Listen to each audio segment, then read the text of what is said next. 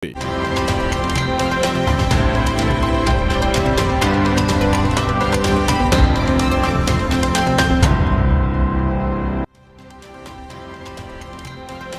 dan lapak sebuah pasar di Payakumbuh, Sumatera Barat hangus terbakar.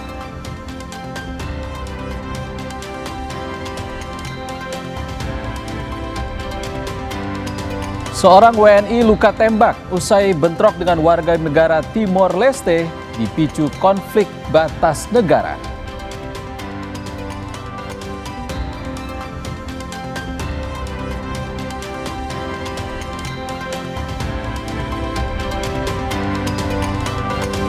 Seorang oknum guru di Kabupaten Pesawaran, Lampung viral di media sosial usai mengancam akan menganiaya sejumlah siswa saat sedang upacara.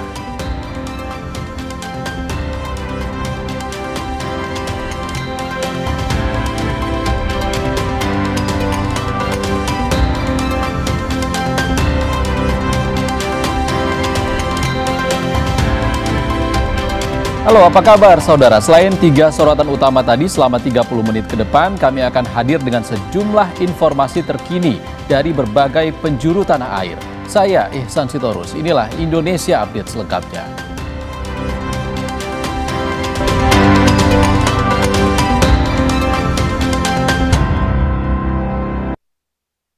Informasi pertama dari Sumatera Barat, saudara. Kebakaran melanda sebuah pasar di Payakumbuh, Sumatera Barat pada Selasa pagi. Ratusan toko dan lapak hangus terbakar.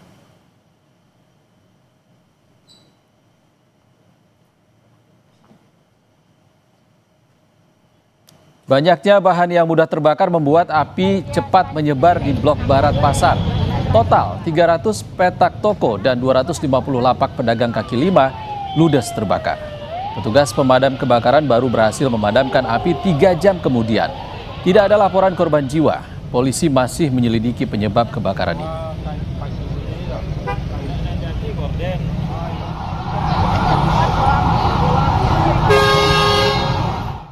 Ya, benar terjadi kebakaran di komplek pertokoan Pasar Payakumbuh. Dan armada damkar 50 kota mengirimkan 5 unit armada untuk membantu pemadaman api. Sulitnya pemadaman karena banyaknya kain-kain baju yang mudah terbakar. Kita bergeser ke Jawa Timur. Bentrok pecah di tengah pelaksanaan Karnaval Desa di Jombang, Jawa Timur. Para peserta saling jotos dipicu salah paham.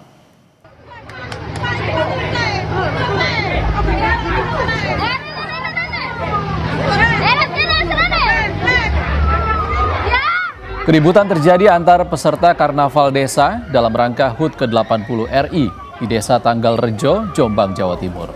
Meski coba dilerai ibu-ibu, sejumlah peserta tetap adu jotos dan memperpanas situasi. Kericuan mereda setelah petugas TNI Polri memisahkan warga yang bertikai. Bentrok ini dipicu kesalahpahaman antara dua pihak yang akhirnya berdamai setelah dimediasi pihak desa dan Polsek Mojo Agung.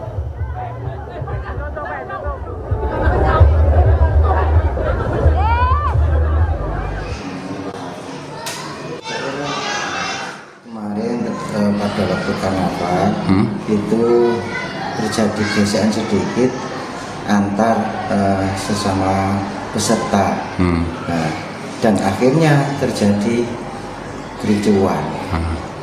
Nah, teman-temannya ingin melerai tapi akhirnya kena juga, dan akhirnya petugas dari tim keamanan dan warga membantu untuk memisahkan gitu. Kita bergeser ke NTT, saudara. Dipicu perselisihan pilar patok batas, warga desa Inbate, Timur Tengah Utara NTT bentrok dengan warga negara Timor Leste. 1 WNI terluka akibat terkena tembakan.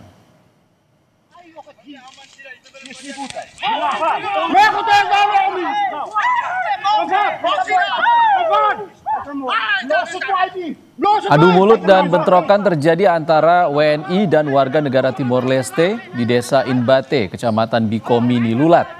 Kedua pihak berselisih terkait pemasangan pilar patok batas kedua negara. Akibatnya, 1 WNI terluka di bahu kanan usai terkena tembakan senapan. Pelaku penembakan masih diselidiki.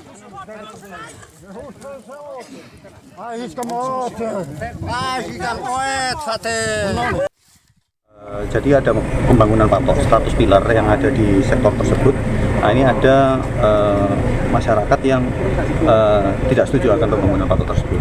Ini sebenarnya sudah semua pihak sudah menyampaikan bahwa pembangunan patok itu pada dasarnya sesuai dengan perjanjian antara kedua belah negara. Dari pihak mana itu? Yang tidak setuju dari masyarakat kita.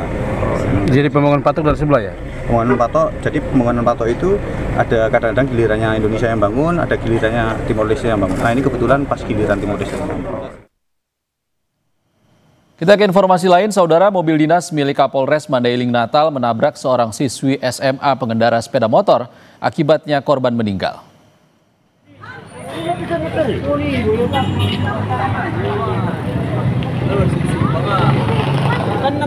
Kecelakaan terjadi di Jalan Lintas Sumatera, Kelurahan Dalan Lindang, Mandailing Natal, Sumatera Utara pada hari Minggu. Mobil dinas Kapolres Mandailing Natal yang dikemudikan sopir berinisial Bribda AK menabrak siswi SMA pengendara sepeda motor hingga tewas. Sopir kini telah ditahan oleh Propam Polres Mandailing Natal untuk dimintai keterangan. Pihak Polres Mandailing Natal akan memproses kasus ini sesuai dengan aturan yang berlaku dan sudah mendatangi rumah duka untuk menyampaikan permintaan maaf terhadap keluarga korban. Mobil dinas yang dikemudikan oleh driver Kapolres, di mana saat itu driver Kapolres akan ke Polres Mandailing Natal atau ke Mako untuk menjemput Kapolres. Namun saat di Jalan Lidang terjadi kecelakaan. Nah, terkait dengan hal tersebut, personil atau pengemudi mobil dinas Kapolres saat sekarang ini telah kita amankan, kemudian kita mintai keterangan. Kita ke informasi lain yang juga jadi sorotan, Saudara. Bareskrim Polri memastikan tes DNA anak Lisa Mariana yang diduga anak mantan Gubernur Jawa Barat, Ridwan Kamil, berbasis ilmiah. Pernyataan ini menanggapi sikap Lisa yang tidak terima dengan hasil tes DNA. Polisi menyebut tes DNA dilakukan pakar dan terjamin keakuratan hasilnya. Terkait status Lisa, usai laporan pencemaran nama baik yang dilayangkan Ridwan Kamil, polisi meminta publik menunggu keputusan penyidik.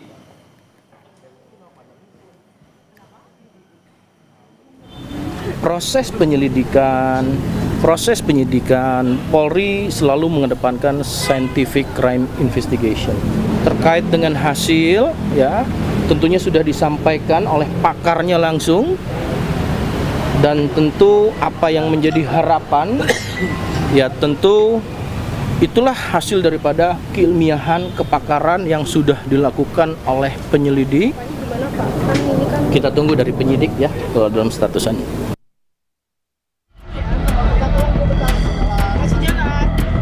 Ridwan Kamil dan Lisa Mariana. Dari perkara tes DNA sampai kasus dugaan korupsi di KPK. Jumat 22 Agustus lalu, KPK memeriksa Lisa sebagai saksi aliran dana Bank BJB yang menyeret nama mantan Gubernur Jawa Barat Ridwan Kamil. Lisa terang-terangan mengaku menerima uang dari Ridwan Kamil. Yang jelas sudah valid. Ini mengenai kasusnya Pak Ridwan Kamil di Bank BJB. Berarti membenarkan adanya aliran dana tersebut? Ya kan buat anak saya. Berarti benar? Benar. Berapa banyak dan berapa jumlah? Ya saya tidak bisa sebut nominalnya ya. KPK mengonfirmasi Lisa diperiksa untuk mengusut aliran dana korupsi iklan BJB periode 2021-2023. Keterangan Lisa guna menelusuri pihak yang diduga menerima dana non-budgeter BJB dalam korupsi ini. Di mana dalam perkara dugaan tindak pidana korupsi pengadaan iklan di BJB ini kan kita ketahui bersama sebagian anggaran digunakan dalam dana non-budgeter ya di BJB yang kemudian penyidik terus menelusuri apa sih penggunaan dari dana non-budgeter tersebut, untuk apa, untuk siapa. Nah, itu kan sedang didalami. Awal Maret lalu, KPK menggeledah rumah Ridwan Kamil di Bandung, Jawa Barat. Ini adalah satu dari sejumlah lokasi penggeledahan KPK terkait dugaan korupsi Bank BJB. KPK menyita sejumlah barang dan dokumen dari rumah Ridwan Kamil, termasuk satu motor Royal Enfield Classic 500. Sementara itu, kasus antara Ridwan Kamil dan Lisa Mariana juga bergulir di Bareskrim Mabes Polri. 20 Agustus lalu, Bareskrim Polri mengumumkan hasil tes DNA antara RK dan Lisa, yang hasilnya DNA anak Lisa tidak identik dengan DNA RK. Tes DNA ini dilakukan setelah RK melaporkan Lisa atas dugaan pencemaran nama baik. Di sisi lain, Lisa menggugat RK atas kasus perdata hak asuh anak. Sidang kasus ini masih bergulir di Pengadilan Negeri Bandung. Tim Liputan Kompas TV.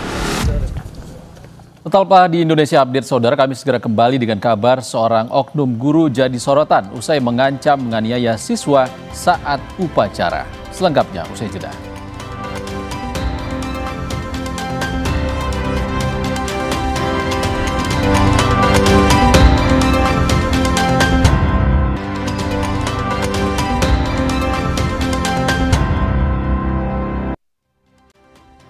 Terima kasih Anda masih di Indonesia Update. Saudara, seorang oknum guru berinisial H di SD Negeri 9 Kedondong, Kabupaten Pesawaran, Lampung, viral di media sosial. Usai dirinya mengancam akan menganiaya sejumlah siswa saat sedang upacara. Oknum guru itu kini telah dinonaktifkan dan sedang menjalani tes kejiwaan.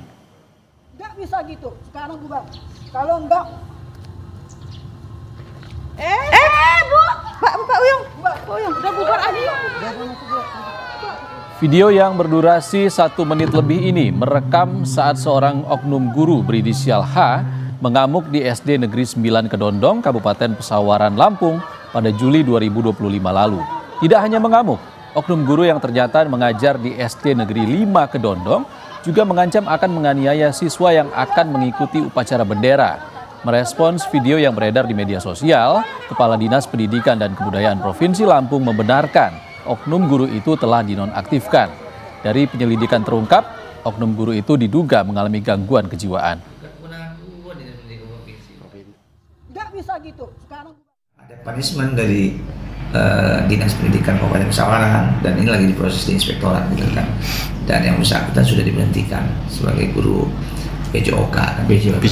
Betul, infonya memang dari versi gangguan jiwa. Maka kemudian itu yang tadi nanti rekomendasi dari ahli jiwanya kan saya dapat buat, tapi itu udah dilaksanakan oleh kadisnya, treatmentnya seperti apa.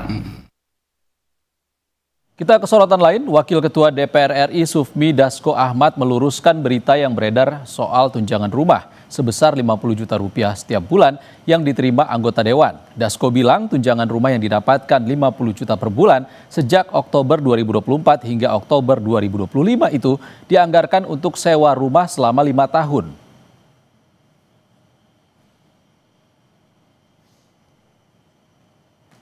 Tunjangan rumah itu ditujukan untuk kontrak rumah selama 1 kali periode jabatan atau 5 tahun. Dasko menegaskan anggota DPR RI tak akan menerima tunjangan rumah per November 2025. Anggota DPR itu mendapatkan tunjangan perumahan setiap bulannya 50 juta dari bulan Oktober 2024 sampai dengan bulan Oktober 2025, yang mana uang tersebut akan dipakai untuk kontrak rumah selama masa jabatan anggota DPR 5 tahun, yaitu selama 2024 dan sampai dengan 2029. Jadi setelah Oktober 2025, setelah bulan Oktober 2025, anggota DPR itu tidak akan mendapatkan tunjangan kontrak rumah lagi. Nah, jadi itu diangsur dari Oktober 2024 sampai Oktober 2025. Jadi setahun setiap bulannya 50 juta yang akan dipakai untuk biaya kontrak selama 5 tahun.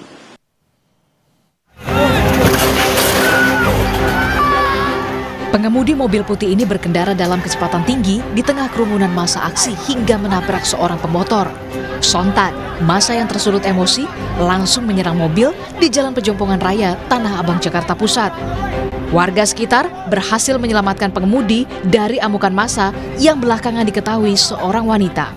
Soalnya kencang, dalam waktunya ada bapak-bapak di tengah jalan, sama dia diserempet dia kabur, dikejar sama mahasiswa. Membuat kericuhan dengan menggeber knalpot saat di kerumunan massa aksi, seorang pemotor diamuk massa di kawasan perempatan Selipi, Palmerah, Jakarta Barat. Pemotor ini pun diamuk massa. Ada orang geber-geber, anak-anak sana pada panas kan, terus diberhentiin, ditambolin di sana. Terus ada yang lerai kan, saya juga ikut ngelerai. Dia dikasih jalan lagi, masih songong, geber-geber lagi di situ, dikejar dari sana ke sini, kena di sini, Bang. Pasca aksi unjuk rasa 25 Agustus 2025, Polda Metro Jaya menangkap lebih dari 300 pengunjuk rasa dalam aksi demo penolakan kenaikan gaji dan tunjangan anggota DPR. 205 diantaranya masih anak-anak di bawah umur. Pengunjuk rasa yang ditangkap diantaranya merupakan pelajar, mahasiswa, dan sejumlah warga, dan langsung digelandang ke gedung Direskrimum Polda Metro Jaya. Kawat di depan DPR dirusak. Kemudian ada separator busway dirobohkan. Nah, ini diduga dilakukan oleh pihak-pihak lain yang ingin memanfaatkan situasi. Pengunjuk rasa yang masih di bawah umur akan diberikan pembinaan dan peringatan sebelum dijemput keluarga maupun sekolah. Sementara pengunjuk rasa dewasa akan diproses sesuai dengan aturan hukum yang berlaku. Tim Liputan, Kompas TV.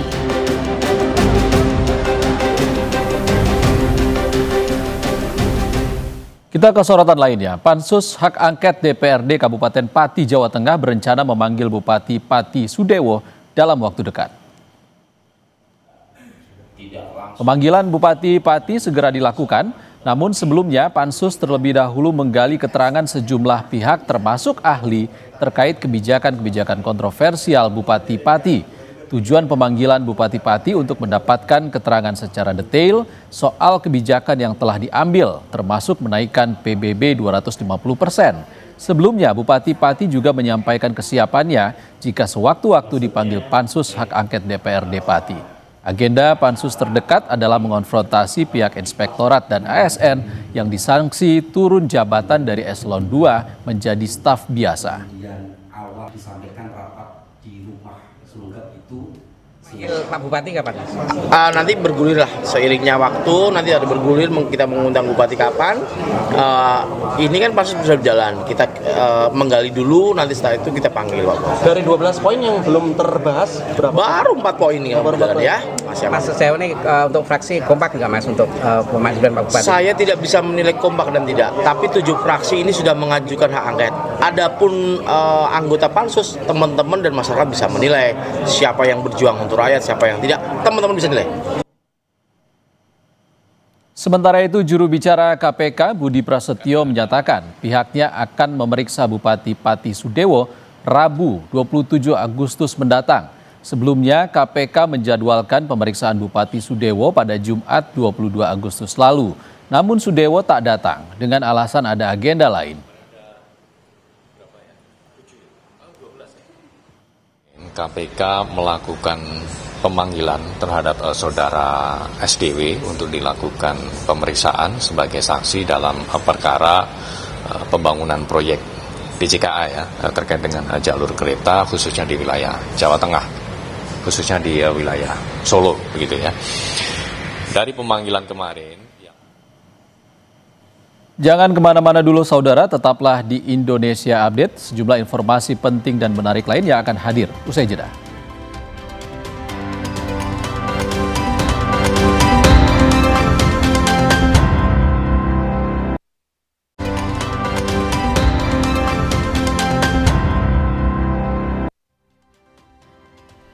Saudara, unjuk rasa menolak kenaikan tunjangan fantastis anggota DPR juga terjadi di depan kantor DPRD Sumatera Utara di Medan. Selengkapnya kita bergabung dengan jurnalis Kompas TV Emir Syahpurba dan juru kamera Roganda Malau di Medan, Sumatera Utara. Emir, bagaimana kondisi terkini di sana dan apa sebenarnya tuntutan masa aksi di sana, Emir? Ya, Isan dan juga saudara, dapat Anda lihat di belakang saya saat ini sedang berada di depan kantor DPRD Kota Medan yang pada saat ini sedang dipadati oleh masa aksi menolak kenaikan fantastis tunjangan DPR. Dan memang masa aksi yang tergabung dalam Aliansi Mahasiswa Bersatu tadinya sudah berada di lokasi ini pada pukul 14.15 waktu Indonesia Barat. Dan pada saat ini dapat Anda lihat situasi di lokasi demonstrasi mulai memanas, saudara. Karena tadinya para siswa sudah menyampaikan aspirasi tuntutan, namun sampai dengan saat ini belum ada pihak ataupun utusan dari DPRD Sumatera Utara yang turut menemui para demonstran yang sudah melangsungkan aksinya selama 2 jam. Ihsan dan juga saudara, dapat Anda lihat di layar kaca Anda, Ihsan dan juga saudara, seperti inilah situasi dan kondisi di depan kantor DPRD Sumatera Utara di Jalan Imam Bonjol, Medan. Situasi memang mulai memanas, saudara, terjadi ketegangan antara mahasiswa, massa aksi, dan juga aparat yang saat ini massa aksi mulai melakukan pelemparan seperti botol dan juga kayu. Dan Ihsan dan juga saudara, saya informasikan memang ada beberapa tuntutan yang tadinya disampaikan oleh massa aksi dalam aksi demonstrasi ini, yang salah satunya adalah menolak kenaikan tunjangan fantastis anggota Dewan Perwakilan Rakyat.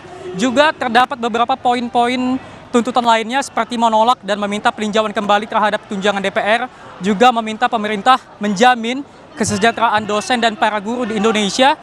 Massa aksi juga menolak adanya pembahasan kenaikan iuran BPJS, lalu massa aksi juga menolak pembahasan RKUHP yang tidak komprehensif dan transparan. Dan juga Ihsan dan juga saudara, ada isu lokal yang turut disampaikan oleh massa aksi, yaitu menolak adanya konsesi PT Toba Pulut Lestari di Desa Natinggir, Kabupaten Toba.